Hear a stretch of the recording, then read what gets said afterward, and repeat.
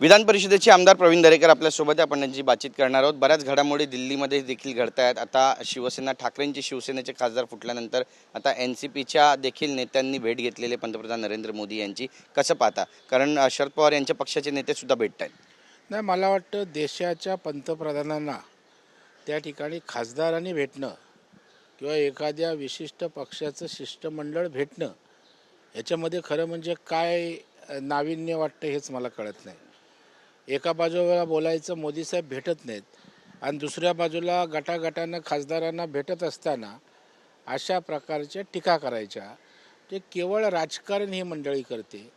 आपण बघाल, अमोल कोल्हेंनी त्यांच्या प्रेसमध्येही सांगितलं की काही विषय होते, त्या विषयासंदर्भात पंतप्रधान नरेंद्र मोदी साहेबांची त्या ठिकाणी भेट झाली आणि जे केंद्राशी मोठे विषय संबंधित आहेत त्या विषयावर मोदी साहेबांनी इंटरव्हेन करावं अशा प्रकारची त्यांची अपेक्षा आहे आणि केवळ विकासाच्या दृष्टिकोनातनं ही भेट झाली असावी असं मला वाटतं. नक्कीच. पण आपण पाहतोय की ठाकरेंचे जे खासदार आहेत ते फुटले होते. यानंतर एकनाथ शिंदे यांच्यासोबत ते पंतप्रधान नरेंद्र मोदी यांच्या भेटीला गेले होते.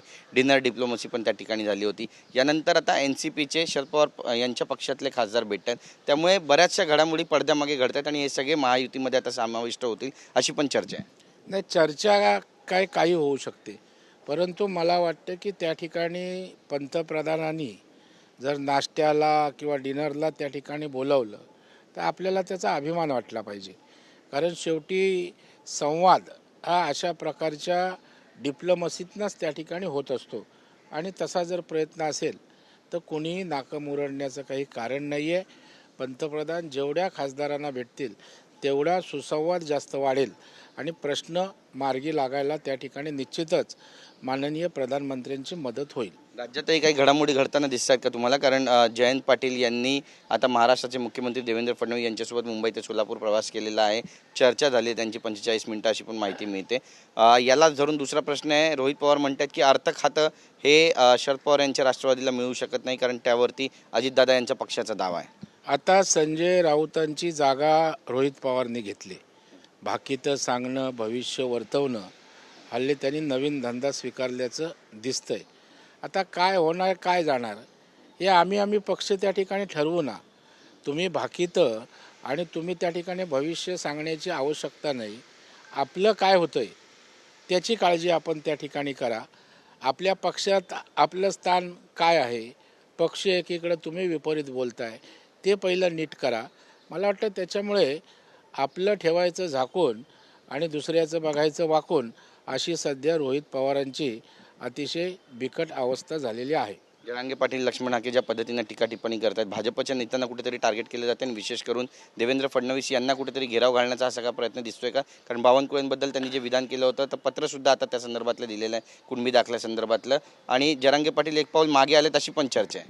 नाही, मला वाटतं देवेंद्र फडणवीस साहेबांना घेरण्याचा अनेकदा प्रयत्न झाला, पण त्यांच्यामध्ये कमालीचा संयम आहे, प्रामाणिकपणा आहे. म्हणून प्रत्येक वेळेला जरी घेरलं तरी त्यातून अत्यंत सही सलामत त्यांना महाराष्ट्रातील जनतेनं आशीर्वाद दिलेला आहे, ते बाहेर पडलेले आहेत आणि त्याच्यामुळे मला अजिबात वाटत नाही. घेरण्यामध्ये काही तथ्य असतं, खरंच काही त्या ठिकाणी सरकारची चूक असती तर आपण बोलू शकतो. ज्या गोष्टीशी देवेंद्रजींचं देणं घेणं नाही, जी गोष्टच झालेली नाही, याचा खुलासा प्रांतांनी आता त्या ठिकाणी केला. त्याच्यामुळे मला वाटतं जरांगेंनी, मी मागेही म्हणालो आजही म्हणतोय, विषय समजून घ्या. सरकारच्या बाजूनं मराठा समाजाच्या हितासाठी जे हवं आहे ते त्या ठिकाणी निश्चित केलं जाईल. कायद्याचा, कोर्टाचा अवमान न होता जे करावं लागेल ते 100% देवेंद्रजी आणि त्यांचं सरकार त्या ठिकाणी करायला तयार आहे. उलट दुसऱ्या बाजूला मराठा समाजाच्या महामंडळाला जास्तीचा निधी दिला अशा प्रकारच्या OBC नेत्यांच्या टीका होत आहेत. मग नेमकं काय समजायचं? तर मला वाटतं मराठा असो, OBC असो किंवा SC ST असो, सर्व समाज घटकांना न्याय भूमिका देण्याची देवेंद्रजींची मानसिकता आहे. नक्कीच. आपण पाहतोय की एकनाथ शिंदे हे दिल्लीला जात आहेत, रवींद्र धंगेकर म्हणतायत, त्यानंतर शहाजीबापू पाटील म्हणतायत की एकनाथ शिंदे यांच्यामुळेच महाराष्ट्रामध्ये महायुतीचं सरकार आलं आणि त्यांनी मुख्यमंत्री व्हावं ही सगळ्यांची इच्छा आहे. मला वाटतं इच्छा प्रदर्शित करायला काही हरकत नाही. त्यासाठी आपला मोठा पक्ष व्हावा लागतो, संख्याबळ मोठं त्या ठिकाणी असावं लागतं आणि महायुतीत एकवाक्यता असायला त्या पदाविषयी असावी लागते. मला वाटतं तुर्तास तरी अशा प्रकारचा कुठला विषय दिसत नाही. सर्वात मोठा पक्ष, जास्त आमदार, संख्याबळ देवेंद्रजींच्या नेतृत्वाखाली भाजपचा आहे. त्याच्यामुळं तेच मुख्यमंत्री राहतील ही वस्तुस्थिती मला वाटतं मान्य करायला पाहिजे.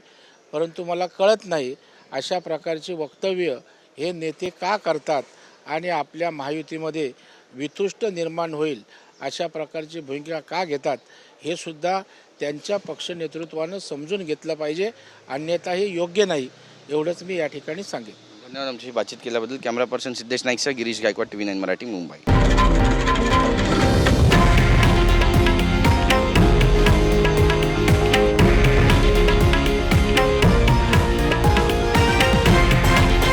हे आहे देशातील नंबर 1 न्यूज नेटवर्क आणि आपण पाहत आहात TV9 मराठी, एकमेव.